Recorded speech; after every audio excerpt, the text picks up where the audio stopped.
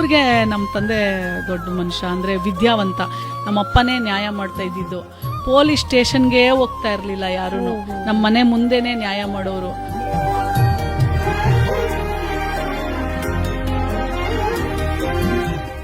ಟ 20 ವರ್ಷ ಆಯಿತು ನಮ್ಮ ತಂದೆ ಇಲ್ಲ. ಬಟ್ ಅವ್ರು ನೆನೆಸ್ಕೊಳ್ದೇ ಇರೋ ದಿನಾನೇ ಇಲ್ಲ ನನಗೆ. ಯಾಕಂದರೆ ನನ್ನನ್ನು ವಿದ್ಯಾವಂತೆಯನ್ನಾಗಿ ಮಾಡಿದ್ದು ನಮ್ಮ ತಾಯಿಗೆ ಹೇಳೋರು, ನನ್ನ ಮಗಳು ಓದಬೇಕು, ಅವಳ ಕಾಲ ಮೇಲೆ ಅವಳು ನಿಂತ್ಕೋಬೇಕು, ಯಾರ ಹತ್ರನೂ ಕೈ ಚಾಚಿ ದುಡ್ಡು ಬೇಡಬಾರ್ದವಳು, ಅವಳು ಎಲ್ಲಿವರೆಗೂ ಓದ್ತೀನಿ ಅಂತಾಳೆ ಅಲ್ಲಿವರೆಗೂ ಓದಿಸ್ತೀನಿ.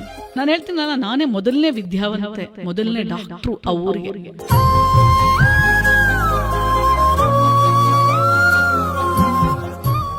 ಸೊ ನಮ್ಮ ತಂದೆ ಕೊಟ್ಟಂತ ಆ ಒಂದು ಸ್ವತಂತ್ರ, ನೀನು ಆಟ ಆಡ್ತೀಯಾ ಆಡು, ಟೂರ್ಗೆ ಹೋಗ್ತೀಯಾ ಹೋಗು, ಲೀಡ್ರ್ ನಿಂತ್ಕತ್ತೀಯ, ಕಾಸು ಕೊಡಬೇಕು ನಾವು ಬ್ಯಾಲೆಟ್ ನಾಮಿನೇಷನ್ ಹಾಕಕ್ಕೆ, ಇಂಥದಕ್ಕಿಲ್ಲ ಅಂತ ಹೇಳ್ತಿರ್ಲಿಲ್ಲ.